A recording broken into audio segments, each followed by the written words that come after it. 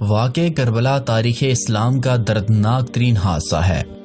جب 10 محرم الحرام 61 ہجری کو عراق میں کربلا کے مقام پر نام نہاد اموی حکومت نے اپنے ہی نبی کے نواسے کو شہید کیا اور یوں رہتی دنیا تک لعنتیں اپنے نام کر لیں۔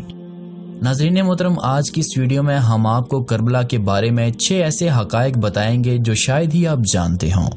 نمبر 6، اسیران کربلا کو قیدیوں کی طرح یزید کے دربار میں حاضر کیا گیا۔ جب یزیدی فوج نے نواسے رسول سیدنا امام حسین کو شہید کیا تو کائنات کی باپردہ بیبیوں کو یزیدی فوج نے ہاتھوں میں ہتھکڑیاں ڈال کر پاک شہزادیوں کو کسی قیدیوں کی طرح پہلے کوفہ اور پھر شام میں یزید کے دربار میں پیش کیا، اور اس دوران ان ظالموں کو نبی پاک صلی اللہ علیہ وسلم کی نسبت کا حیا بھی نہ آیا۔ نمبر 5، کربلا کے آخری شہید امام حسین تھے۔ واقع کربلا میں سیدنا امام حسین کے ساتھ کوئی فوج نہ تھی، بلکہ آپ کے ساتھ چند جانثار ساتھی تھے جن کی تعداد 72 بتائی جاتی ہے۔ ان 72 جانثاروں اور تقریباً 22 اہل بیت کے جوانوں کی شہادت کے بعد کربلا کے آخری شہید مولائے کائنات سیدنا امام علی کے صاحبزادے حضرت امام حسین تھے، جنہوں نے اسلام کی بقا کی خاطر یزید کے آگے جھکنے سے انکار کر دیا اور یوں نبی پاک صلی اللہ علیہ وسلم کے دین کی بقا کی خاطر اپنا پورا کنبہ کربلا میں شہید کروا دیا۔ نمبر 4، امام زین العابدین۔ امام زین العابدین کی ولادت 38 ہجری میں مدینہ طیبہ میں ہوئی۔ آپ کی ولادت کو ابھی 3 سال نہیں گزرے تھے کہ سیدنا امام علی کو شہید کر دیا گیا، جبکہ کچھ ہی عرصے کے بعد حضرت امام حسن کو بھی شہید کر دیا گیا۔ اس کے بعد آپ اپنے والد بزرگوار سیدنا امام حسین کے ساتھ مدینہ طیبہ سے لے کر آخری دم تک کربلا میں آپ کے ہمراہ رہے۔ اس وقت آپ کی عمر مبارک 23 برس تھی۔ اسی اثنا میں آپ روز عاشور اتنے بیمار ہو گئے کہ جہاد میں شرکت نہ فرما سکے، کیونکہ اللہ تعالیٰ کو عالم اسباب میں نسل رسول صلی اللہ علیہ وسلم کو باقی رکھنا اور امام زین العابدین کا امتحان لینا مقصود تھا، اس لیے ان کو ان ایام میں مبتلا مرض رکھا۔ نمبر 3، کربلا کے کم سن شہید معصوم علی اصغر تھے۔ شہزادہ علی اصغر امام علی مقام امام حسین کے صاحبزادوں میں سے سب سے چھوٹے تھے، اسی لیے امام حسین ان کے ساتھ پیار فرماتے تھے۔ لیکن اب یہ حالت تھی کہ معصوم علی اصغر پیاس کی شدت سے تڑپ رہے تھے۔ اس چھوٹے سے بچے کی ننھی سی زبان باہر آ رہی تھی۔ ظالموں نے پانی بند کر دیا تھا۔ سیدہ نے امام حسین سے عرض کیا، اس کا صدمہ مجھ سے دیکھا نہیں جاتا، اس کو گود میں لے جا کر ظالمان سنگ دل کو دکھائیں، ہو سکتا ہے کہ اس ننھے سے بچے کی حالت کو دیکھ کر ان کے دل پر رحم آ جائے۔ امام علی مقام امام حسین اسی خیال سے اپنے صاحبزادے کو سینے سے لگا کر لشکر یزید کے سامنے پہنچے۔ آپ نے فرمایا، اے قوم، تم نے میرے ان اہل بیت اور میرے رفقاء و احباب کو قتل کر دیا ہے، یہ طفل شیرخوار باقی ہے، اسے پانی کا ایک گھونٹ دے دو، ذرا دیکھو تو صحیح کس طرح یہ بے گناہ شدت پیاس سے تڑپ رہا ہے، جس کے گھر سے ساری دنیا کو رحم و کرم کی بھیک ملتی ہے۔ اس کے گھر کا ایک ننھا ہونہار بچہ علی اصغر پانی کے ایک قطرے کو ترس رہا تھا۔ پس عمر ابن سعد نے اس حالت میں فوج کو دیکھ کر ایک شخص حرملہ کو حکم دیا کہ اے حرملہ، حسین ابن علی کے اس کلام کو ختم کر دو۔ حرملہ نے وہ زہر میں بجھا ہوا تیر اس زور سے نشانے پہ مارا کہ وہ تیر معصوم علی اصغر کے جسم میں پیوست ہو گیا، اور یوں معصوم علی اصغر نے سیدنا امام حسین کی گود میں جان دے دی۔ نمبر 2، حر بن یزید تمیمی کا حسینی لشکر میں شامل ہونا۔ ابن زیاد نے امام حسین علیہ السلام کی پیشقدمی روکنے کے لیے حر بن یزید تمیمی کو روانہ کیا۔ حر نے امام حسین نے کہا، ہمیں تو آپ کو گرفتار کرنے کا حکم ہے۔ چنانچہ امام حسین علیہ السلام نے اپنا سفر جاری رکھا۔ بالآخر یہ مختصر سا قافلہ 2 محرم الحرام 61 ہجری کو کربلا کے میدان میں اترا۔ جب یزیدی لشکر سیدنا امام حسین اور ان کے اہل و عیال کے قتل کے درپے ہوئے تو امام علی مقام نے حجیت کے لیے ایک تاریخی خطبہ یزیدی لشکر کے سامنے دیا۔ آپ نے فرمایا، لوگوں میری بات سنو اور جلدی نہ مچاؤ، میں چاہتا ہوں کہ میرا جو حق تمہیں واعظ و نصیحت کرنے کا ہے وہ پورا کر دوں اور اپنے یہاں پہنچنے کی وجہ بیان کروں۔ پس اگر تم نے میری بات کو تسلیم کر لیا تو تم نیک ہو جاؤ گے اور تم کو لڑنے جھگڑنے کا موقع نہ مل سکے گا، اور اگر میری بات نہ سنو گے اور انصاف سے کام نہ لو گے پھر تم اپنی طاقت اکٹھی کر لو اور مجھے ہرگز مہلت نہ دو۔ میرا مددگار وہ اللہ تعالیٰ ہے کہ جس نے قرآن نازل کیا اور وہی اپنے نیک بندوں کا مددگار ہے۔ سیدنا امام علی مقام امام حسین کا یہ تاریخی خطبہ جو میدان کربلا میں دیا گیا، اس کی تاریخ میں کوئی مثال نہیں ملتی۔ آپ کے خطبے کا اثر حر بن یزید تمیمی پر اس قدر ہوا کہ وہ یہ کہتے ہوئے امام حسین کے لشکر میں شامل ہو گئے کہ خدا کی قسم میں اپنے آپ کو جنت و جہنم کے درمیان پا رہا ہوں۔ خدا کی قسم میں جنت پر کسی چیز کو مقدم نہیں سمجھتا، چاہے میرے ٹکڑے ٹکڑے کر دیے جائیں یا پھر میں جلا دیا جاؤں۔ یہ کہنا تھا کہ حر نے گھوڑے کو ایڑ لگائی اور دوڑتے ہوئے سپاہ حسینی میں آ ملے اور سیدنا امام حسین کے لشکر کی جانب سے لڑتے ہوئے شہید ہوئے۔ نمبر 1، کربلا کے پہلے شہید حضرت مسلم بن عقیل تھے۔ سیدنا امام حسین علیہ السلام نے کوفیوں کے خطوط آنے کے بعد مسلم بن عقیل کو کوفہ روانہ کیا تاکہ وہ اصل صورتحال معلوم کریں۔ امام مسلم کے کوفہ پہنچنے کے پہلے ہی روز 12,000 کوفیوں نے آپ کے ہاتھ پر بیعت کر لی۔ کوفہ کے اموی حاکم بشیر نے ان کے ساتھ نرمی سے کام لیا کیونکہ وہ محبان اہل بیت میں سے تھے۔ کوفیوں کے جذبات سے متاثر ہو کر حضرت مسلم بن عقیل نے امام حسین کو کوفہ آنے کا خط لکھا۔ ان حالات کی بنا پر یزید نے فوراً نعمان بن بشیر کو معزول کر دیا اور عبید اللہ بن زیاد کو کوفہ کا نیا حاکم مقرر کیا۔ کوفہ پہنچ کر اس نے اعلان کیا کہ جو لوگ مسلم بن عقیل سے اپنی وفاداریاں توڑ لیں گے انہیں امان دی جائے گی۔ اس کے بعد ہر محلے کے رئیس کو بلایا گیا اور اسے اپنے اپنے علاقے کے امن و امان کا ذمہ دار قرار دے کر سیدنا مسلم بن عقیل کی جائے پناہ کی تلاش شروع کر دی گئی۔ اس وقت مسلم بن عقیل ایک محبان اہل بیت ہانی بن عروہ کے ہاں چلے گئے۔ عبید اللہ بن زیاد نے ہانی کو بلا کر مسلم کو پیش کرنے کا حکم دیا۔ ہانی نے انکار کر دیا کہ جس پر انہیں قید میں ڈال کر مارا پیٹا گیا۔ شہر میں افواہ پھیل گئی کہ ہانی شہید ہو گئے ہیں۔ یہ خبر سنتے ہی امام مسلم بن عقیل نے 18,000 ہم نواحوں کے ساتھ ابن زیاد کے محل کا محاصرہ کر لیا۔ ابن زیاد کے پاس اس وقت صرف 50 آدمی تھے، چنانچہ اس نے حکمت سے کام لیا اور ان روسائے کوفہ کی ترغیب سے لوگوں کو منتشر کرنے میں کامیاب ہو گیا۔ آخر کار مسلم بن عقیل کے ساتھ صرف 30 آدمی رہ گئے۔ مجبوراً حضرت مسلم بن عقیل نے ایک بڑھیا کے گھر پناہ لی، لیکن اس بڑھیا کے بیٹے نے انعام کے لالچ میں آ کر خود جا کر ابن زیاد کو اطلاع دی۔ ابن زیاد نے یہ اطلاع پا کر مکان کا محاصرہ کر لیا۔ حضرت مسلم بن عقیل تنہا لڑنے پر مجبور ہوئے۔ جب آپ زخموں سے چور ہو گئے تو محمد بن عشت نے امان دے کر گرفتار کر لیا، لیکن آپ کو جب ابن زیاد کے سامنے پیش کیا گیا تو اس نے امان کے وعدے کو پسے پشت ڈالتے ہوئے آپ کے قتل کا حکم دے دیا۔ مسلم بن عقیل نے محمد بن عشت سے کہا کہ میرے قتل کی اطلاع امام حسین تک پہنچا دینا اور میرا یہ پیغام بھی پہنچا دیجیے گا کہ اہل کوفہ پر ہرگز بھروسہ نہ کیجیے گا اور جہاں تک پہنچ چکے ہیں وہیں سے واپس چلے جائیں۔ ابن عشت نے اپنا وعدہ پورا کیا اور ایک قاصد حضرت امام حسین کی طرف روانہ کیا۔ امام علی مقام کے خیموں سے اذان کی آواز بلند ہوئی۔ نواز رسول صلی اللہ علیہ وسلم نے اپنے تمام رفقا اور اہل بیت کے ساتھ نماز فجر ادا فرمائی۔ یہ شہدائے کربلا کی آخری نماز تھی۔ وہ سر کہ جنہوں نے تھوڑی دیر کے بعد راہ خدا میں کٹ جانا تھا، خشوع و خضوع کے ساتھ سجدہ ریز تھے۔ نماز کے بعد امام پاک نے سب کے لیے صبر و استقامت کی دعا مانگی۔ 10ویں محرم کا خونین آفتاب اپنی پوری خون آشامیوں کے ساتھ طلوع ہوا، جس کی علمناکی پر جن و انس سے لے کر ملائکہ تک نوحہ گناہ ہوئے۔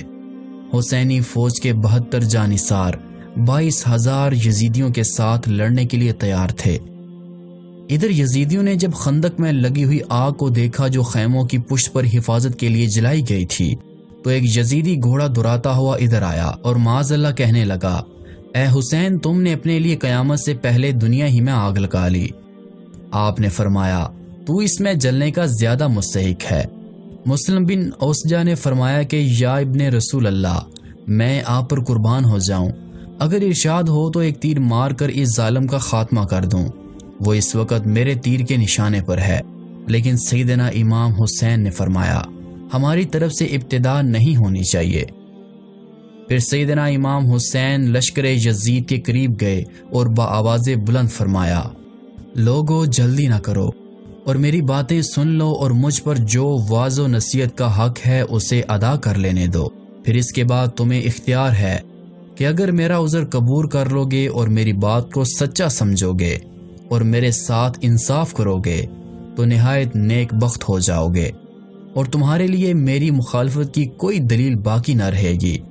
اگر تم نے میرا عذر قبول نہ کیا اور انصاف سے کام نہ لیا تو پس تم اور تمہارے شریک سب مل کر اپنی ایک بات ٹھہرا لو، تاکہ تمہاری وہ بات تم میں سے کسی کے اوپر مخفی نہ ہو۔ تم میرے ساتھ جو کرنا چاہتے ہو کر ڈالو اور مجھے مہلت نہ دو۔ میرا مددگار اللہ تعالی ہے کہ جس نے کتاب نازل فرمائی، اور وہی صالحین کا مددگار ہوتا ہے۔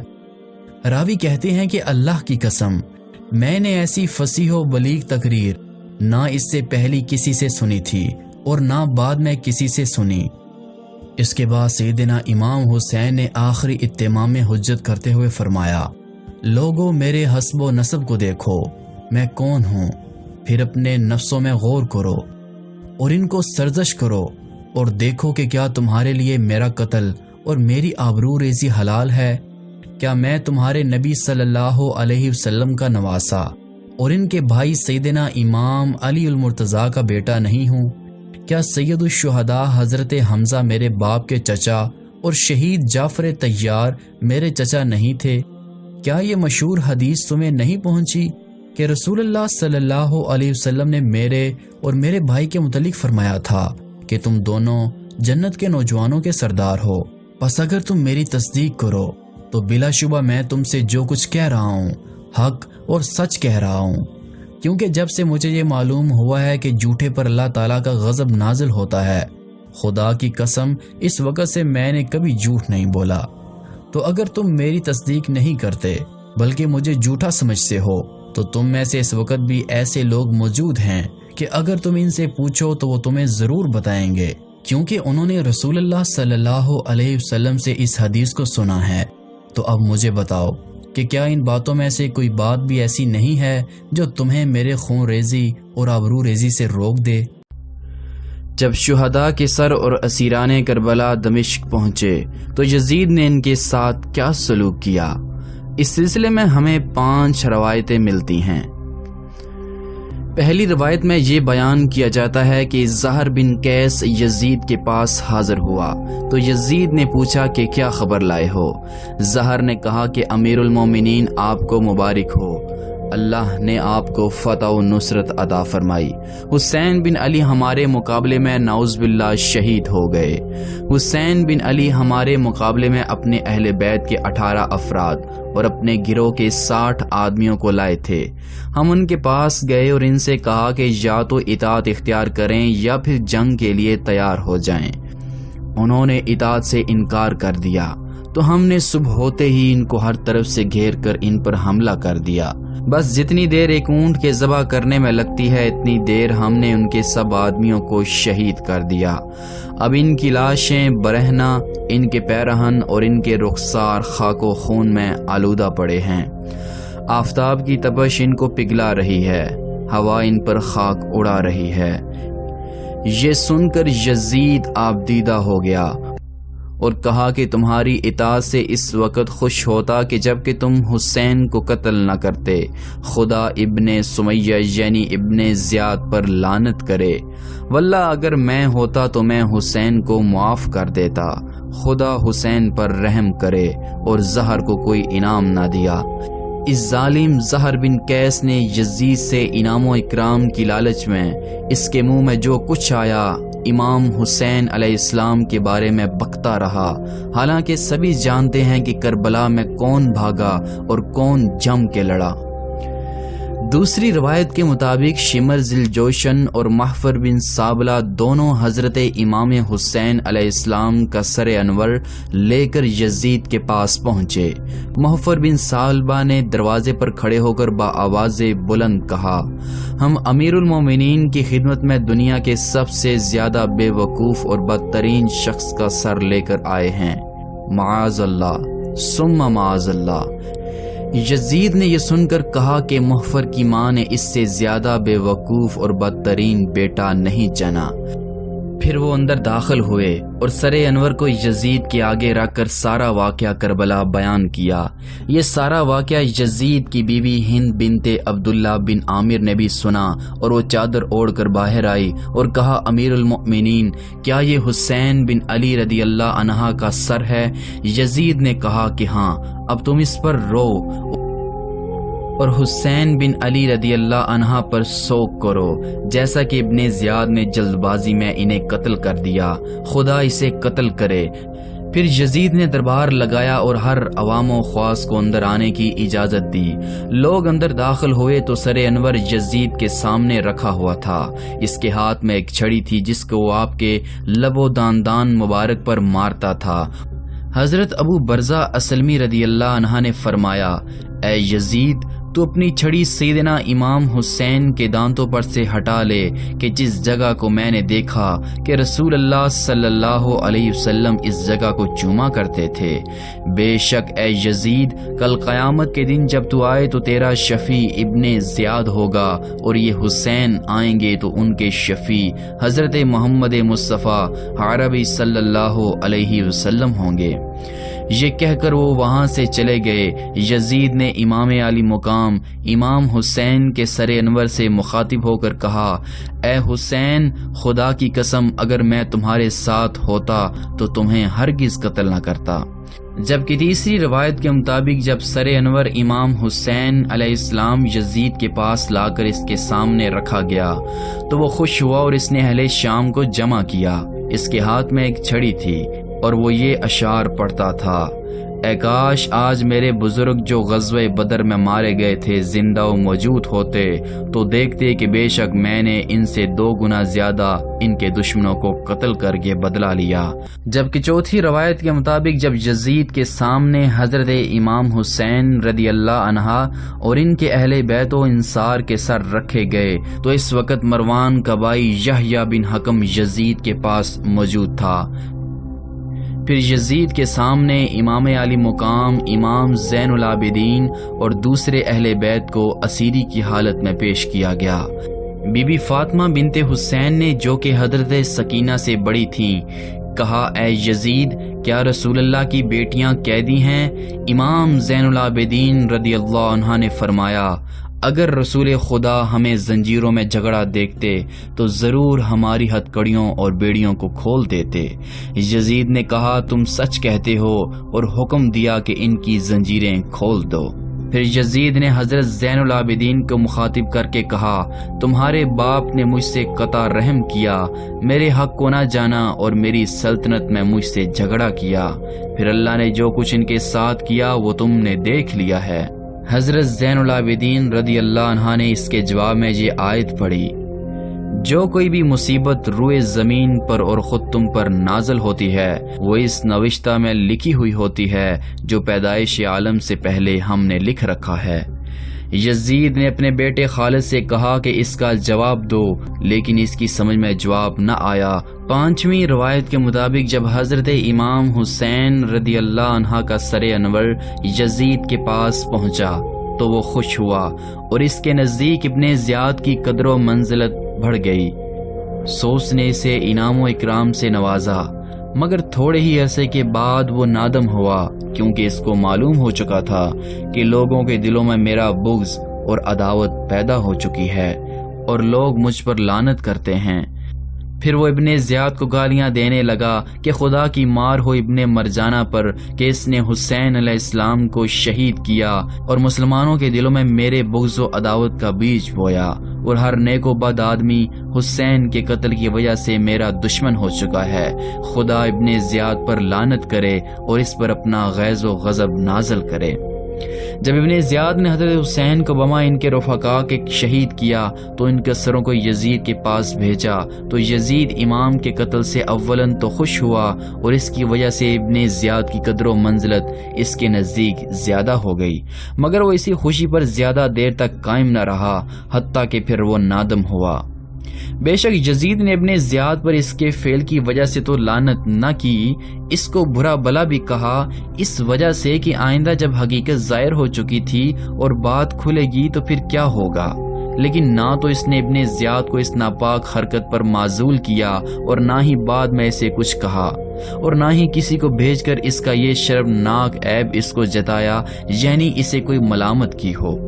ان تمام روایات میں غور و فکر کرنے کے بعد جو نتیجہ سامنے آتا ہے وہ یہ ہے کہ بلا شبہ یزید نے ابن زیاد پر لعنت اور اظہار افسوس بھی کیا، لیکن اس وجہ سے نہیں کہ اس کے نزدیک قتل امام حسین علیہ السلام ناجائز اور بہت بڑا ظلم تھا، ورنہ اس پر لازم تھا کہ وہ ابن زیاد اور قاتلان حسین سے مواخذہ کرتا اور ان کو اس ظلم کی سزا دیتا، جبکہ اس نے ابن زیاد کو انعام و اکرام سے نوازا۔ اس کے اظہار افسوس کی وجہ یہ تھی کہ وہ سمجھتا تھا کہ امام حسین اور اہل بیت نبوت کے دیگر افراد کے ناحق قتل اور ان پر ظلم و ستم کا بدترین سیاہ داغ جو میری پیشانی پر لگ چکا ہے وہ کبھی زائل نہ ہوگا، اور دنیا اسلام قیامت تک مجھے ملامت کرتی رہے گی۔ چنانچہ اس نے اپنی رسوائی کے خطرات کے پیش نظر صرف زبانی لعن و طعن کی اور ندامت و افسوس کا اظہار بھی کیا، جس کو رسمی یا سیاسی لعنت و طعن کہنا چاہیے، جبکہ ہم اپنی گزشتہ ویڈیوز میں یہ کہہ چکے ہیں کہ خود ابن زیاد نے اس بات کا اقرار کیا کہ مجھے یزید نے سیدنا امام حسین رضی اللہ عنہ کا قتل کا حکم دیا، جبکہ ان مذکورہ روایات میں امام زین العابدین اور سیدنا زینب کے ساتھ اس کی گفتگو، سختی، بد زبانی، اور دوسری اور تیسری روایت میں اس کے اشعار اس کی قلبی عداوت و کیفیت اور بغض پر گواہ ہے، اور واقعہ کربلا یزید کی منشا اور اس کے حکم سے ہوا۔ نیز شہادت امام حسین رضی اللہ عنہ کے بعد مدینہ و منورہ اور مکہ معظمہ پر اس کی فوج کا حملہ اس کی خباثت کو بے نقاب کر دیتا ہے۔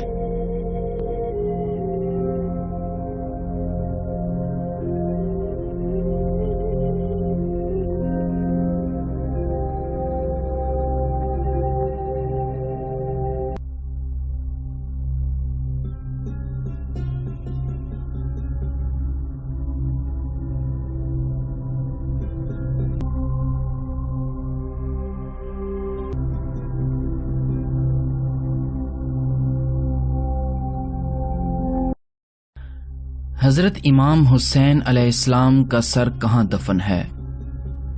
اس سلسلے میں بہت سا اختلاف پایا جاتا ہے۔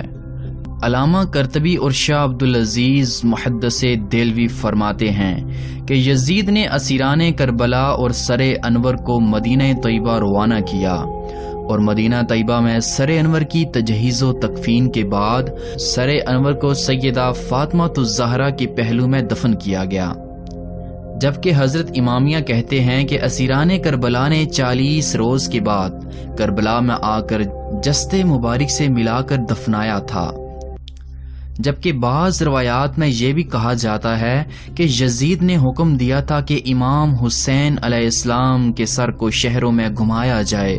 جب یزیدی فوج سر اقدس سیدنا امام حسین علیہ السلام کے سر کو لے کر اسکلان پہنچے تو وہاں کے امیر نے ان سے لے کر دفن کر دیا۔ جب اسکلان پر فرنگیوں کا غلبہ ہوا تو صالح نامی ایک آدمی جو کہ مصر کا نائب تھا، اس نے 30,000 دینار دے کر فرنگیوں سے سر لینے کی اجازت حاصل کی، اور وہ ننگے پیر وہاں سے بما اپنے سپاہ اور خدام 8 جمادی الاخر 548 ہجری کو بروز اتوار مصر میں لائے۔ اس وقت بھی امام علی مقام امام حسین علیہ السلام کے سر انور کا خون تازہ تھا اور اس سے مشک اور عنبر کی خوشبو آتی تھی۔ پھر اس نے سبز حریر کی تھیلی میں آبنوس کی کرسی پر رکھ کر اس کے ہم وزن مشک و عنبر اور خوشبو اس کے نیچے اور ارد گرد رکھوا کر اس پر مشہد حسینی بنوایا۔ شیخ شہاب الدین بن حنفی اپنا خواب بیان فرماتے ہیں۔ وہ فرماتے ہیں کہ میں نے مشہد مبارک میں سر اقدس کی زیارت کی، مگر میرا اس بارے میں اختلاف تھا کہ کیا معلوم کہ سر اقدس اس مقام پر ہے یا نہیں۔ آپ فرماتے ہیں کہ اچانک مجھ کو نیند آ گئی۔ میں نے خواب میں دیکھا کہ ایک شخص مشہد مبارک سے نکل کر حضور پرنور حضرت محمد رسول اللہ صلی اللہ علیہ وسلم کے پاس حاضر ہوا اور عرض کی، یا رسول اللہ، احمد بن حلبی اور عبد الوہاب نے آپ کے بیٹے حسین علیہ السلام کے سر مبارک کی زیارت کی ہے۔ آپ نے فرمایا، اے اللہ، ان دونوں کی زیارت کو قبول فرما اور ان دونوں کو بخش دے۔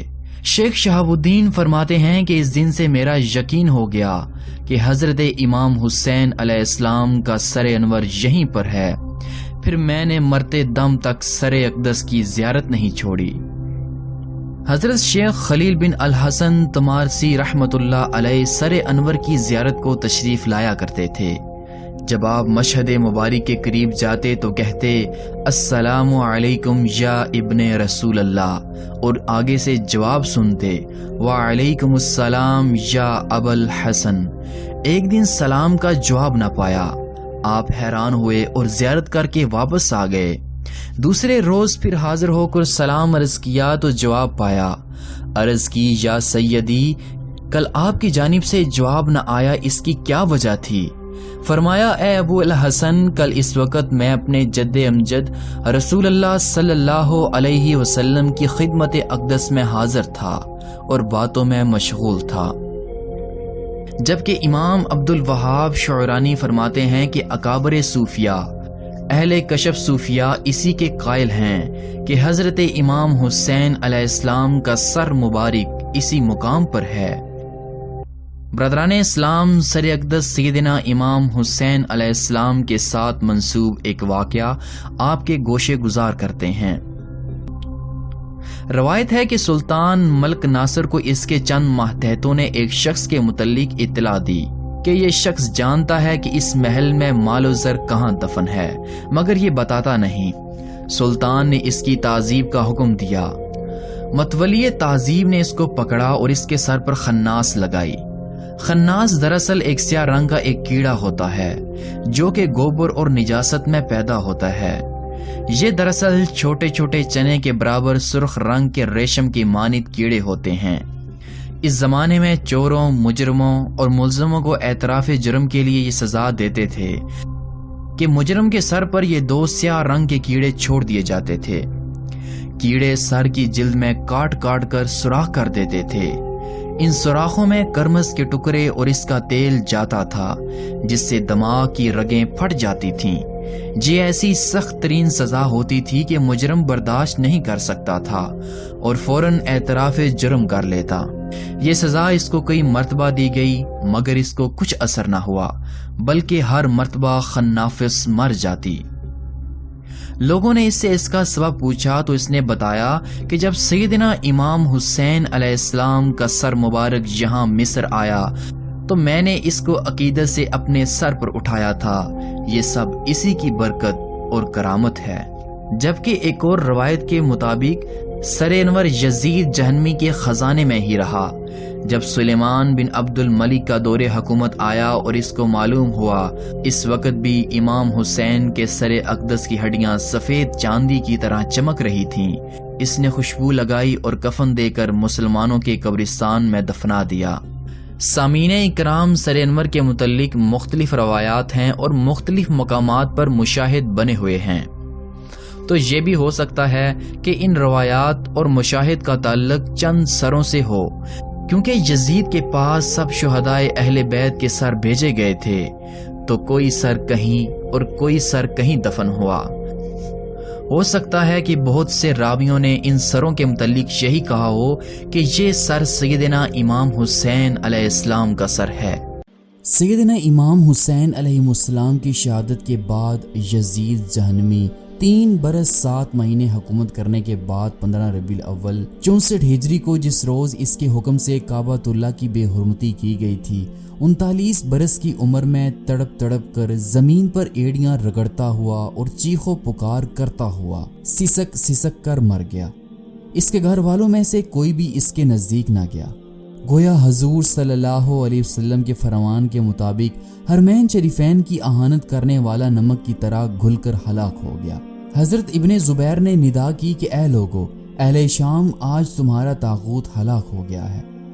یہ خبر سنتے ہی وہ لوگ بھی ذلیل و خوار ہو گئے جو کعبۃ اللہ کی بے حرمتی کر رہے تھے، اور اہل مکہ کو بھی اس کے مرنے سے نجات ملی جو اس کے حکم سے تباہی مچا رہے تھے۔ شہدائے کربلا کی شہادت کے بعد اللہ تعالیٰ نے جس شخص سے سیدنا امام حسین علیہ السلام کے قاتلین سے بدلہ لیا وہ مختار بن عبید اللہ ثقفی تھے۔ مختار قبیلے ثقیف کے فرد تھے اور طائف کے باشندے تھے۔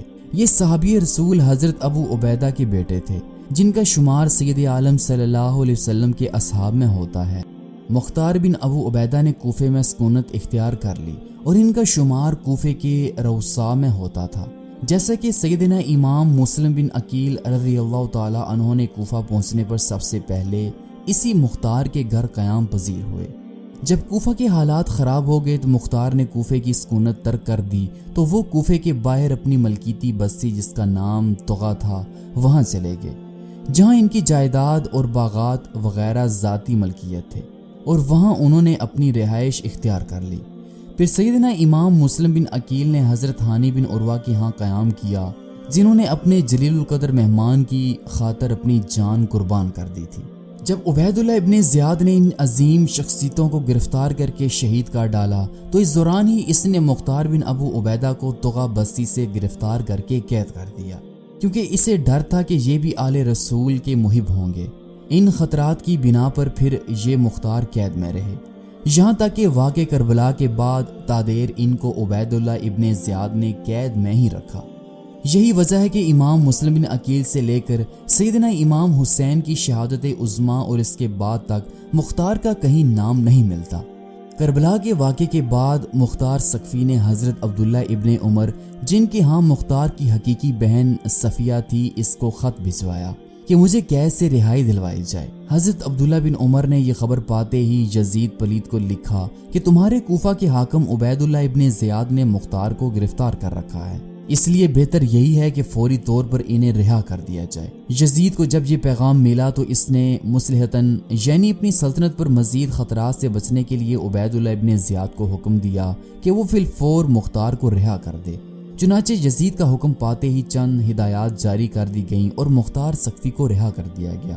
یزید کی ہلاکت کے بعد حضرت عبداللہ ابن زبیر کے ہاتھ پر مسلمانوں نے بیعت کی، مگر شام کے لوگوں نے مرگ یزید کے بعد یزید کے بیٹے معاویہ ابن یزید کی بیعت کر لی تھی، مگر اس نے بیعت سے انکار کر دیا اور 3 ماہ 40 روز کے بعد اس کی موت ہو گئی۔ اس کی عمر اس وقت 21 سال 18 دن تھی۔ اس کے مرنے کے بعد اہل مصر و شام نے بھی حضرت عبداللہ ابن زبیر کی بیعت کر لی۔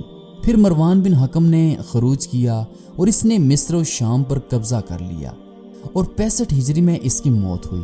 پھر اس کی جگہ اس کا بیٹا عبد الملک اس کا قائم مقام بنا اور عبد الملک کے عہد میں مختار بن ابو عبیدہ ثقفی کوفے کے حاکم مقرر ہوئے۔ برسر اقتدار آنے کے بعد مختار ثقفی نے پولیس کا سربراہ افسر عبداللہ بن کامل شاکری کو مقرر کیا اور فوج کے سربراہ کے طور پر ابو عمر کو مقرر کیا۔ اس کے بعد حکم دیا کہ مکانوں کے گرانے کے تمام آلات جمع کر لیے جائیں۔ چنانچہ جب تمام سامان جمع ہو گیا تو مختار نے حکم دیا کہ آل رسول کے قاتلان کو چن چن کر ان کے گھروں کو ڈھایا جائے اور ساتھ ہی ان افراد کو قتل بھی کر دیا جائے جو کہ کربلا میں ظلم و ستم میں شریک تھے۔ چنانچہ پولیس اور فوج کے آدمیوں نے ایسے تمام افراد کے گھروں کو گرا دیا اور ان افراد کو قتل کر ڈالا جو سیدنا امام حسین علیہ السلام کے قتل میں شریک تھے۔ پھر ان کی لاشوں کو جلا دیا گیا۔ جب مختار ثقفی کے حکم پر یہ عمل شروع ہوا تو کئی ملعون کوفہ سے باہر ادھر ادھر شہروں میں بھاگنا شروع ہو گئے۔ جب مختار کو اس کی خبر پہنچی تو اس نے پولیس اور فوج کو حکم دیا کہ ہر طرف ناکہ بندی کر دی جائے اور بھاگنے والوں کا پیچھا کر کے ان کو جہاں کہیں پاؤ مار ڈالو۔ مختار نے ایک حکم خاص دے رکھا تھا کہ جن میں صرف وہ اشخاص تھے جو یزیدی فوج کے افسر اور خاص ظلم و ستم کرنے میں کربلا میں نام تھے۔ ان ناموں کی فہرست کے مطابق ان سب کو گرفتار کیا گیا اور مختار کے سامنے پیش کیا گیا۔ اس کے علاوہ 10 ایسے ملعون بھی تھے جنہوں نے سیدنا امام حسین علیہ السلام کی شہادت عظمیٰ کے بعد آپ کی لاش مقدس پر گھوڑوں کو دوڑا کر پامال کیا تھا۔ یہ سب گرفتار کر کے مختار کے پاس لائے گئے۔ اس کے علاوہ 220 افراد ایسے تھے، یعنی کل 250 افراد وہ یزیدی تھے جنہوں نے عبید اللہ ابن زیاد کے ساتھ مل کر کربلا میں ظلم و ستم کیا تھا۔ ان سب کو برسر عام کوفہ دارالامارات کے باہر لٹکایا گیا اور ان کے ہاتھ پاؤں کاٹے گئے اور سسکا کر ان کے ٹکڑے کیے گئے، سر علیحدہ کر دیے گئے اور تمام نجس لاشوں کے ٹکڑے ٹکڑے کر کے زمین پر گرا دیا گیا، اور پھر مختار نے ان ٹکڑوں کو گھوڑوں کی ٹاپوں سے رون ڈالا اور ان کی ہڈیاں، گوشت، پسلیاں سب چکنا چور ہو گئے۔ کربلا میں یزیدی فوج جس کی تعداد 30,000 تھی، اس کی کمان عمر ابن سعد کے ہاتھ میں تھی۔ اس کو یزیدی حکومت نے رے کی حکومت دینے کا وعدہ کیا تھا۔ مختار نے اس کے بیٹے حفظ کو بلوایا اور کہا کہ تیرا باپ کہاں ہے؟ وہ کہنے لگا کہ وہ خلوت نشین ہے، یعنی کہ باہر آتا جاتا نہیں ہے۔ مختار نے کہا کہ اب وہ رے کی حکومت کہاں ہے جس کی چاہت میں فرزند رسول ابن بطول سے بے وفائی کی تھی؟ پھر مختار نے اس کو گھر سے بلوا لیا اور کہا کہ ظالم، کہاں ہے ملک رے کی حکومت جس کی لالچ میں تو نے نواز رسول کو شہید کیا تھا؟ عمر ابن سعد کچھ جواب نہ دے سکا اور اپنی جان بچانے کے لیے اس نے ہر ممکن حد تک کوشش کی۔ اس نے مختار سے واسطے ڈالے، لیکن مختار نے کہا کہ ظالم، جب نواز رسول صلی اللہ علیہ وسلم نے تجھ سے بار بار بات چیت کی تو اس وقت تو نے کوئی امن کی بات نہ مانی اور کہتا تھا کہ میں مجبور ہوں۔ آج میں بھی خدا کے حکم پر انتقام لے رہا ہوں۔ مختار نے حکم دیا کہ جس طرح ظالم نے امام کے جوان بیٹے علی اکبر شہید کیے تھے، اس کے سامنے پہلے اس کے بیٹے حفظ کو مارا جائے۔ حکم ملنے پر حفظ کو 2 ٹکڑے کر دیا گیا اور اس کے بعد حکم دیا گیا کہ عمر ابن سعد کی گردن اڑا دی جائے۔ حکم ملنے پر اس کی گردن اڑا دی گئی۔ پھر مختار نے حکم دیا کہ ان کے ٹکڑے کر کے آگ لگا دی جائے۔ چنانچہ ان دونوں کی لاشوں اور ان کے ٹکڑوں کو نظر آتش کر دیا گیا اور سر علیحدہ رکھوا دیے گئے۔ اس کے بعد مختار نے ابراہیم بن اشتر کو 20,000 کا لشکر دے کر کہا کہ عبید اللہ ابن زیاد جو موصل میں 30,000 مسلح لشکر کے ساتھ قیام پذیر ہے، اس کے ساتھ جنگ کرو اور اس کے ساتھیوں کو مار ڈالو، اور ابن زیاد کو مارنے کے بعد اس کا سر میرے پاس کوفہ دارالامارت لایا جائے۔ اس کا حکم ملنا تھا کہ ابراہیم بن اشتر نے اپنے لشکر کو لے کر منازل سفر طے کر کے شام کو موصل سے 5 میل اس طرف نہر فرات پر جا پہنچے اور خیمہ زن ہو گئے۔ ساری رات ابراہیم بن اشتر سوئے تک نہیں تھے، بلکہ لشکر کی تیاری میں مصروف رہے۔ دوسری طرف عبید اللہ ابن زیاد کا لشکر تھا۔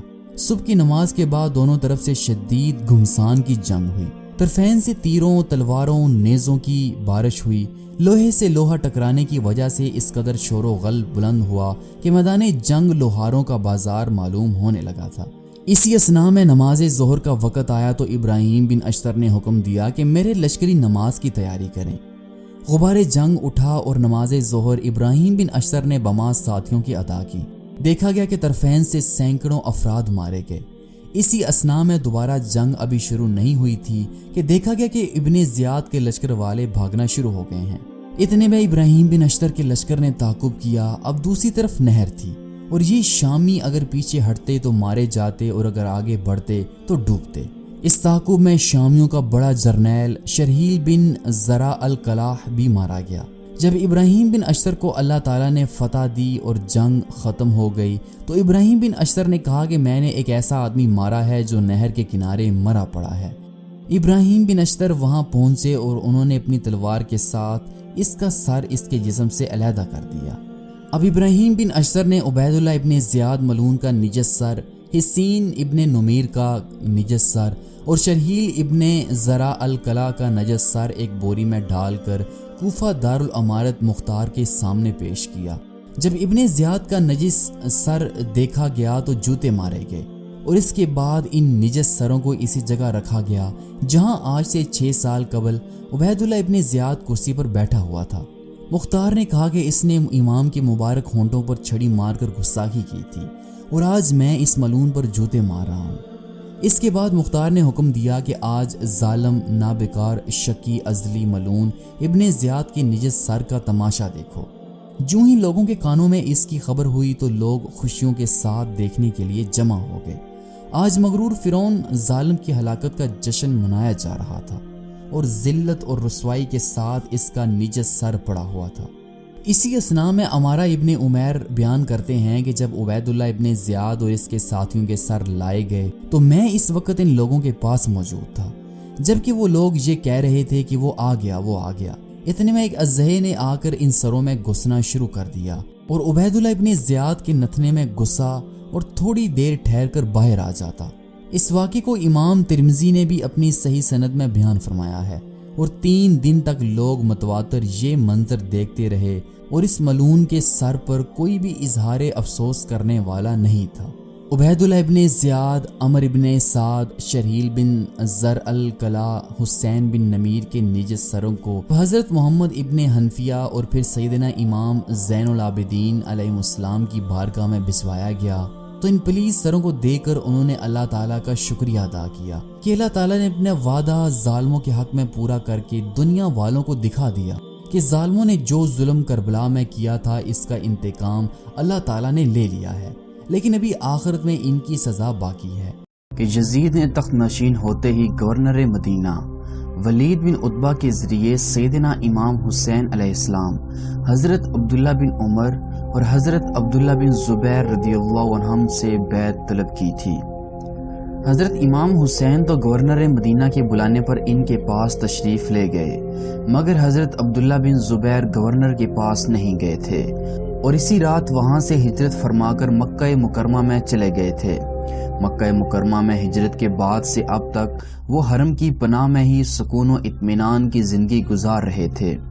جب اہل حجاز یزید کے کردار کی وجہ سے اس کے سخت مخالف ہو گئے تو حضرت عبداللہ بن زبیر نے اہل مکہ کو جمع ہونے کا حکم دیا اور ان کے سامنے آپ نے ایک جامعہ تقریر فرمائی، جس کا خلاصہ کچھ اس طرح سے ہے۔ ویڈیو کی تفصیلات میں جانے سے پہلے نئے آنے والے دوستوں سے یہ گزارش ہے کہ وہ چینل کو سبسکرائب کریں اور ساتھ موجود نوٹیفیکیشن بیل کو بھی ضرور دبائیں کہ اہل عراق خصوصاً اہل کوفہ ایسے غدار اور بد کردار انسان ہیں کہ انہوں نے فرزند رسول صلی اللہ علیہ وسلم کو بلایا کہ ہم ان کی نصرت و امداد کریں گے اور ان کو اپنا فرمان روا بنائیں گے، مگر ان غداروں نے ایسا نہ کیا بلکہ وہ حکومت یزید کے ساتھ مل گئے اور پھر خود فرزند رسول سے لڑنے کے لیے میدان میں آ گئے۔ امام حسین علیہ السلام نے ذلت کی زندگی پر عزت کی موت کو ترجیح دی اور دشمن کے لاؤ لشکر کے سامنے گردن اطاعت نہ جھکائی۔ خدا تعالیٰ ان پر رحم فرمائے اور ان کے قاتلوں کو ذلیل و خوار کرے۔ امام حسین کے ساتھ جو کچھ ان لوگوں نے کیا ہے، اس کے بعد کیا ہم ان لوگوں سے کسی طرح مطمئن ہو سکتے ہیں اور ان کی اطاعت قبول کر سکتے ہیں؟ ہرگز نہیں۔ خدا کی قسم بلا شبہ انہوں نے ایک ایسے شخص کو شہید کیا جو رات کو نماز جبکہ دن کو روزے رکھتا تھا، جو کہ ان سے امور سلطنت کا زیادہ حقدار تھا۔ وہ اپنے دین اور فضیلت و بزرگی میں ان سے بہت زیادہ بہتر تھے۔ خدا کی قسم وہ قرآن کے بدلے گمراہی پھیلانے والے نہ تھے۔ اللہ تعالیٰ کے خوف سے وہ ہر وقت روتے رہتے تھے۔ وہ رمضان میں روزے رکھتے نہ کہ شراب پیتے تھے، اور ان کی مجلس میں ذکر الہی ہوتا تھا نہ کہ شکاری کتوں کا ذکر ہوتا تھا۔ یہ باتیں ابن زبیر نے یزید کے متعلق کہی تھیں، کیونکہ یزید رمضان میں شراب جبکہ اس کی محفل میں بسا اوقات شکاری کتوں کا ذکر ہوتا تھا۔ پس عنقریب یہ یزیدی لوگ جہنم کی وادی غنی میں ہوں گے۔ ابن زبیر کی ان تقریر کے بعد لوگ ان کی طرف دوڑے اور کہا کہ آپ اپنی بیعت کا اعلان کریں۔ چنانچہ انہوں نے اعلان کر دیا۔ مکہ مکرمہ اور مدینہ منورہ کے سب لوگوں نے سوائے حضرت ابن عباس اور حضرت محمد حنفیہ کے ان کے ہاتھ پر بیعت کر لی۔ انہوں نے یزید کے تمام عاملوں کو مکہ و مدینہ سے نکال دیا اور حجاز مقدس سے یزید کی حکومت کا خاتمہ ہو گیا۔ جب یزید لعین کو ان حالات کی خبر ہوئی تو اس نے ایک بہت بڑا لشکر مدینہ منورہ اور مکہ مکرمہ پر حملہ کرنے کے لیے بھیجا۔ اس لشکر یزید نے مدینہ منورہ میں جو طوفان بدتمیزی برپا کی، اس کا ذکر ہم اپنی گزشتہ ویڈیو میں کر چکے ہیں۔ اب اس لشکر شریر نے حسین بن نمیر کی قیادت میں مکہ مکرمہ پہنچ کر حملہ کر دیا اور 64 روز تک برابر مکہ مکرمہ کا محاصرہ کر کے لوگوں کو قتل کرتے رہے اور منجنیقوں سے اس قدر سنگباری کی کہ صحن کعبہ معظمہ پتھروں سے بھر گیا۔ انہوں نے کعبۃ اللہ پر منجنیقیں نصب کر دیں اور کعبہ پر سنگباری کی، یہاں تک کہ بیت اللہ شریف کے غلاف کو آگ لگ گئی اور دیواریں جل گئیں۔ سنگباری کرتے ہوئے یزیدی یہ اشعار پڑھتے تھے کہ یہ منجنیقیں مثل موٹے کفدار اونٹ کے ہے کہ جس سے ہم اس مسجد کی دیواروں پر سنگباری کر رہے ہیں۔ چنانچہ اس سنگباری سے مسجد الحرام کے ستون شہید جبکہ اس کی دیواریں شکستہ ہو گئیں۔ عمر بن السدیسی یہ اشعار پڑھ رہا تھا۔ غرض ان بے دین لعینوں نے انتہائی بربریت اور درندگی کا مظاہرہ کیا۔ حرمین شریفین کے باشندے 2 ماہ تک سخت مصیبت میں مبتلا رہے، جبکہ خانہ کعبہ کئی روز تک بے لباس رہا۔ بیت اللہ شریف کی چھت جل گئی اور دیواریں شکستہ حال ہو گئیں۔ یہ انتہائی شرمناک و المناک اور دل سوز واقعہ ربیع الاول 64 ہجری کے شروع میں ہوئے اور اسی ماہ کے آخر میں جبکہ ابھی کعبہ میں جنگ جاری تھی، بدبخت بد نصیب یزید جہنمی کے مرنے کی خبر آئی۔ جو ہی اس کی ہلاکت کی خبر آئی، حضرت عبداللہ بن زبیر نے بآواز بلند پکارا، اے شامیوں تمہارا طاغوت ہلاک ہو چکا ہے۔ یزید کی موت کی خبر سے اہل شام کی ہمتیں چھوٹ گئیں اور حوصلے پست ہو گئے۔ حضرت عبداللہ بن زبیر کے انصار کے حوصلے بلند ہو چکے تھے، چنانچہ وہ شامیوں پر ٹوٹ پڑے اور شامی لشکر خائب و خاسر ہو کر بھاگ کھڑا ہوا۔ اہل مکہ کو اس لشکر شریر کے ظلم و شر سے نجات ملی۔ بدبخت یزید جہنمی نے تقریباً 3.5 سال تک حکومت کی اور 39 سال کی عمر میں جہنم کا ایندھن بنا۔ اس کی موت پر ابن عراوہ نے یہ اشعار کہے کہ اے بنی امیہ تمہارے آخری بادشاہ کی لاش حوارین میں پڑی ہوئی ہے۔ اس کی موت نے ایسے وقت میں آ کر اس کا کام تمام کیا جبکہ اس کے تکیے کے پاس شراب اور شباب موجود تھا اور ایک گانے والی اس کے تکیے کے قریب بیٹھی ہوئی رو رہی تھی۔ یزید کی ہلاکت کے بعد لوگوں نے یزید کے بیٹے معاویہ کے ہاتھ پر بیعت کی۔ یہ نوجوان فطرتاً نرم دل، نیک سیرت اور دیندار آدمی تھا۔ مرنے سے پہلے یزید نے اپنے بیٹے معاویہ کو بلا کر امور سلطنت کے متعلق کچھ وصیتیں کرنی چاہییں، مگر ابھی اس نے شروع ہی کیا تھا کہ سیدنا معاویہ چلا اٹھے کہ جس حکومت کی بنیاد اہل بیت کے خون سے رکھی گئی ہے، میں اس حکومت پر تھوکتا بھی نہیں۔ پھر بھی یزید کے مرنے کے بعد لوگوں نے زبردستی حضرت معاویہ رضی اللہ عنہ کو تخت پر بٹھا ہی دیا، لیکن ابھی بیٹھے ہی تھے کہ چیخ مار کر اٹھے اور کہا کہ اس تخت سے مجھے خون حسین رضی اللہ عنہ کی بو آتی ہے، اور وہ اپنے مکان میں چلے گئے اور بیمار ہو گئے۔ 40 روز کے بعد اس مکان سے ان کی لاش ہی نکلی، جبکہ بعض روایات کے مطابق کہا جاتا ہے کہ انہیں زہر دے دیا گیا تھا۔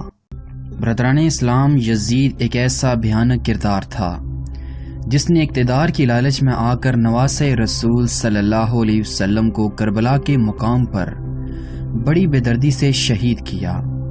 اس ظالم نے سانحہ کربلا کے بعد عالمی اسلام میں وہ قتل و غارت کا بازار گرم کیا کہ جس کو سوچتے ہوئے بھی روح کام جاتی ہے۔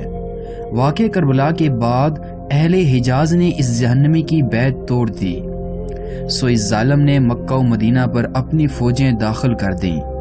یزیدی فوج نے نبی پاک صلی اللہ علیہ وسلم کے روضے مبارک کا بھی شرم و حیا نہ کیا اور کئی ہزار صحابہ اور تابعین کو شہید کر دیا۔ یزیدی فوج نے اہل مدینہ کی پاک بیویوں کی عصمت دری کی اور مسجد نبوی میں انہوں نے گھوڑے باندھے اور 3 دن تک مسجد نبوی میں کوئی جماعت نہ ہو سکی۔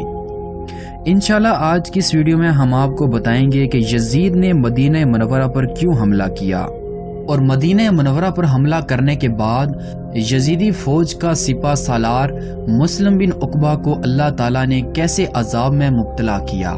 مگر اس سے پہلے نئے آنے والے دوستوں سے یہ گزارش ہے کہ وہ چینل کو سبسکرائب کریں اور ساتھ موجود نوٹیفیکیشن بیل کو بھی ضرور دبائیں۔ ناظرین محترم، سیدنا امام حسین علیہ السلام کی شہادت کے بعد یزید نے کوئی اچھا کام نہیں کیا، بلکہ اس کی شقاوت و بدبختی اور کساوت قلبی اس قدر زیادہ ہو گئی کہ اس نے وہ گل کھلائے اور سیاہ کارنامے سر انجام دیے کہ جس سے انسانیت شرم سے پسینہ پسینہ ہو جائے۔ اس کے عہد میں اعلانیہ طور پر بدکاریاں ہونے لگیں، چنانچہ حرام کاری یعنی زنا اور محرمات کے ساتھ نکاح عام ہو گیا، سود اور شراب خوری عام ہو گئی۔ اسی وجہ سے اہل اسلام اور خصوصاً بالخصوص اہل حجاز اس کے سخت مخالف ہو گئے۔ انہوں نے اس کی بدکاریوں کی وجہ سے اس کی بیعت توڑ دی۔ چنانچہ حضرت عبداللہ بن غسیل فرماتے ہیں کہ خدا کی قسم ہم لوگوں نے یزید کی بیعت اس وقت توڑی جبکہ ہمیں یہ خوف ہوا کہ کہیں اس کی بدکاریوں کی وجہ سے ہم پر آسمان سے پتھر نہ برسنے لگیں۔ بلا شبہ وہ ماؤں، بیٹیوں اور بہنوں سے نکاح کرتا، وہ شراب پیتا تھا اور نماز نہیں پڑھتا تھا۔ جب یزید نے دیکھا کہ اہل حجاز میرے سخت خلاف ہو چکے ہیں اور انہوں نے میری بیعت توڑ دی ہے، سو ان کی بغاوت دوسرے علاقوں کے لوگوں کی بغاوت کا باعث بنے گی، کیونکہ حرمین شریفین اسلام کا مرکز اور دل ہے اور اس طرح میرا اقتدار خطرے میں پڑ جائے گا۔ سو اس نے مسلم بن عقبہ کو 20,000 کا لشکر دے کر مدینہ طیبہ اور مکہ مکرمہ پر حملہ کرنے کے لیے بھیجا۔ اس بدبخت جہنمی لشکر نے مدینہ منورہ میں وہ طوفان بدتمیزی برپا کیا کہ جس کے تصور سے روح تڑپ اٹھتی ہے۔ یزیدی فوج نے قتل و غارت، لوٹ مار اور آبرو ریزی کا وہ بازار گرم کیا کہ توبہ توبہ۔ اہل مدینہ سے یزید کی بیعت جبرن لی گئی۔ اگر دوران بیعت کو یہ کہتا کہ میں خدا اور رسول کے حکم پر اور کتاب و سنت کی اطاعت پر بیعت کرتا ہوں تو اس کو شہید کر دیا جاتا۔ چنانچہ بہت سے لوگ شہر چھوڑ کر بھاگ گئے، جبکہ پیچھے بچنے والوں میں 10,000 کے قریب لوگ موجود تھے۔ لشکر یزید نے ان سب کو شہید کر دیا اور ان کا تمام مال و اسباب لوٹ لیا گیا۔ ظالموں نے 3 روز کے لیے مدینہ طیبہ کو حلال قرار دیا۔ ان 3 دنوں میں جس بربریت اور درندگی کا مظاہرہ کیا گیا، اس کا تفصیلاً ذکر کرنا سخت ناگوار ہے۔ مدینہ طیبہ کی رہنے والی پاک دامن عورتوں کی عزت و آبرو کو لوٹا گیا۔ حضرت ابو سعید خدری رضی اللہ عنہ جو کہ جلیل القدر صحابی تھے، ان کی مبارک داڑھی کے سب بال اکھیڑ دیے گئے، ان کی سخت بے عزتی کی گئی۔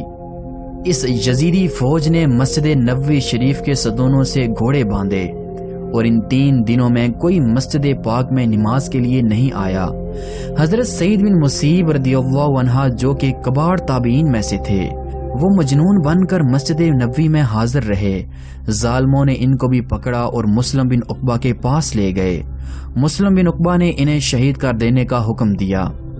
حضرت سعید دیوانوں کی سی حرکتیں کرنے لگے۔ ایک شخص نے کہا کہ یہ تو مجنون ہے۔ انہی سعید بن مسیب رضی اللہ عنہ سے روایت ہے کہ ان 3 دنوں میں مسجد شریف میں میرے سوا کوئی نہ تھا۔ اہل شام مسجد میں آتے اور مجھے دیکھ کر کہتے، یہ بوڑھا دیوانہ یہاں کیا کر رہا ہے؟ حضرت سعید فرماتے ہیں کہ میں نماز کے وقت روزے رسول صلی اللہ علیہ وسلم سے برابر اذان و اقامت اور جماعت کے ہونے کی آواز سنتا تھا۔ چنانچہ میں نے 3 دن تک نمازیں اسی جماعت کی اقتداء میں ادا کیں اور کوئی میرے ساتھ نہ ہوتا تھا۔ ایک نوجوان کو اس لشکر یزید نے پکڑ لیا۔ اس کی ماں نے مسلم بن عقبہ کے پاس آ کر فریاد کی اور اس کی رہائی کے لیے بہت منت و سماجت کی۔ مسلم نے حکم دیا کہ اس کے لڑکے کو میرے سامنے لایا جائے۔ مسلم نے اس کی گردن اس کے تن سے جدا کر کے اس کا سر اس کی ماں کے ہاتھ میں دے دیا اور کہنے لگا کہ تو اپنے زندہ رہنے کو غنیمت نہیں سمجھتی کہ بیٹے کو یہاں لینے آ گئی ہے؟ جب مسلم بن عقبہ بد کردار نے اہل مدینہ کو یزید جہنمی کی بیعت کی دعوت دی تو بہت سے لوگ جان و مال کے خوف سے بیعت کے لیے تیار ہو گئے، جبکہ قبیلہ قریش کا ایک شخص بوقت بیعت سے کہنے لگا کہ میں نے یزید کی بیعت تو کر لی ہے مگر میں اس کی اطاعت نہیں کروں گا۔ مسلم نے اس کے قتل کا حکم دیا۔ جب اس کو قتل کر دیا گیا تو اس مقتول کی ماں ام یزید بن عبداللہ بن ربیہ نے قسم کھائی کہ اللہ کی قسم اگر میں نے قدرت پائی تو میں اس ظالم مسلم کو زندہ یا مردہ جلاؤں گی۔ چنانچہ جب اس ظالم نے مدینہ منورہ میں قتل و غارت کے بعد مکہ معظمہ کی طرف اپنا رخ کیا تاکہ وہاں جا کر حضرت عبداللہ بن زبیر اور وہاں کے ان لوگوں کا بھی کام تمام کر دیا جائے جو کہ یزید کے خلاف بغاوت پر اترے ہوئے تھے، تو اتفاقاً راستے پر اس جہنمی پر فالج پڑا اور وہ مر گیا۔ اس کی جگہ یزید جہنمی کے حکم سے حسین بن نمیر کو قائد لشکر بنایا گیا۔ مسلم کو انہوں نے وہیں دفن کر دیا۔ جب یہ جہنمی لشکر مکہ معظمہ کی طرف بڑھا تو اس عورت کو مسلم کے مرنے کی خبر ملی، چنانچہ وہ اپنے چند آدمیوں کو ساتھ لے کر اس کی قبر پر آئی تاکہ اس کو قبر سے نکال کر جلا کر وہ اپنی قسم پوری کرے۔ روایت میں آتا ہے کہ جو ہی قبر کھودی گئی تو کیا دیکھا کہ ایک اژدہا اس کی گردن سے لپٹا ہوا ہے اور اس کی ناک کی ہڈی پکڑے چوس رہا ہے۔ یہ دیکھ کر سب کے سب ڈرے اور اس عورت سے کہنے لگے کہ خدا تعالیٰ خود ہی اس کے اعمال کی سزا اس کو دے رہا ہے اور اس نے عذاب کا فرشتہ اس پر مسلط کر دیا ہے، اب تو اس کو رہنے دے، لہٰذا اب اسے اس کے حال پر چھوڑ دو۔ اس عورت نے کہا کہ خدا کی قسم میں اپنا عہد پورا کروں گی اور اس کو جلا کر اپنے دل کو ٹھنڈا کروں گی۔ مجبور ہو کر سب نے کہا کہ اچھا پھر اس کو پیروں کی طرف سے نکالنا چاہیے۔ جب ادھر سے مٹی ہٹائی گئی تو کیا دیکھا کہ اسی طرح پیروں کی طرف بھی ایک اژدہا لپٹا ہوا ہے۔ پھر سب نے اس عورت سے کہا کہ اب اس کو چھوڑ دو، اس لیے کہ یہی عذاب اس کے لیے کافی ہے، مگر اس عورت نے نہ مانا اور وضو کر کے 2 رکعت نماز ادا کی اور اللہ تعالیٰ کے حضور ہاتھ اٹھا کر دعا مانگی۔ الہی تو خوب جانتا ہے کہ اس ظالم پر میرا غصہ تیری رضا کے لیے ہے، مجھے یہ قدرت دے کہ میں اپنی قسم پوری کروں اور اس کو جلا ڈالوں۔ یہ دعا کر کے اس نے ایک لکڑی سام کی دم پر ماری اور وہ گردن سے اتر کر غائب ہو گیا۔ پھر دوسرے سام کو ماری اور وہ بھی اسی طرح چلا گیا۔ چنانچہ انہوں نے مسلم کی لاش کو قبر سے نکالا اور جلا دیا۔ حضرت سعد بن ابی وقاص رضی اللہ عنہ فرماتے ہیں کہ حضور صلی اللہ علیہ وسلم نے ارشاد فرمایا، جو شخص اہل مدینہ کے ساتھ برائی کا ارادہ کرے گا اللہ تعالیٰ اس کو اس طرح پگھلائے گا جس طرح نمک پانی میں گھل جاتا ہے۔ ان احادیث مبارکہ سے ثابت ہوا کہ جو کوئی مسلمان کو اذیت پہنچائے اس نے در حقیقت اللہ تعالیٰ اور رسول اللہ صلی اللہ علیہ وسلم کو اذیت پہنچائی، اور خصوصاً اہل مدینہ کو ڈرائے اور اذیت پہنچائے، بلکہ ان سے برائی کا ارادہ بھی کرے تو اللہ تعالیٰ اس کو دوزخ میں پگھلا دیں گے، اور اس پر اللہ تعالیٰ اور اس کے فرشتوں اور تمام انسانوں کی لعنت ہے۔ جبکہ ہم پیچھے پڑ چکے ہیں کہ یزید جہنمی اور اس کے اعوان و انصار نے اہل بیت نبوت اور اہل مدینہ کی وہ توہین و تذلیل کی اور ان کو ایسی تکلیف و اذیت پہنچائی کہ اس کے تصور سے روح تڑپ اٹھتی ہے، لہٰذا بلا شبہ یزید اور اس کے اعوان و انصار مستحق لعنت ہیں۔ اللہ تعالیٰ قرآن مجید فرقان حمید میں ارشاد فرماتے ہیں، بے شک وہ لوگ جو اللہ اور اس کے رسول کو اذیت پہنچاتے ہیں ان پر دنیا و آخرت میں اللہ کی لعنت ہے اور ان کے لیے ذلیل کرنے والا عذاب ہے۔ حضرت عبداللہ بن عباس فرماتے ہیں کہ یہ آیت عبداللہ بن ابی منافقوں کے سردار اور اس کے ساتھیوں کے بارے میں نازل ہوئی، جبکہ انہوں نے ام المومنین حضرت عائشہ صدیقہ رضی اللہ عنہا پر تہمت لگائی تو حضور صلی اللہ علیہ وسلم نے خطبہ دیا اور ارشاد فرمایا، کون میری مدد کرتا ہے اس شخص کے بارے میں کہ جس نے میری بیوی پر تہمت لگا کر مجھے اذیت پہنچائی۔ ناظرین محترم، مقام غور ہے کہ جس نے رسول اللہ صلی اللہ علیہ وسلم کی زوجہ محترمہ کو ستایا اور اس نے اللہ اور رسول کو اذیت پہنچائی اور مستحق لعنت ہوا، تو یزید جہنمی اور اس کے اعوان و انصار نے جنہوں نے اہل بیت نبوت اور صحابہ اور تابعین اور اہل مدینہ کے ساتھ جو کچھ کیا وہ تو اس کے مقابلے میں بہت ہی زیادہ ہے۔ اللہ تعالیٰ سے دعا ہے کہ اللہ تعالیٰ جہنمی یزید اور اس کے حواریوں کو جہنم میں اعلیٰ سے اعلیٰ عذاب عطا فرمائے۔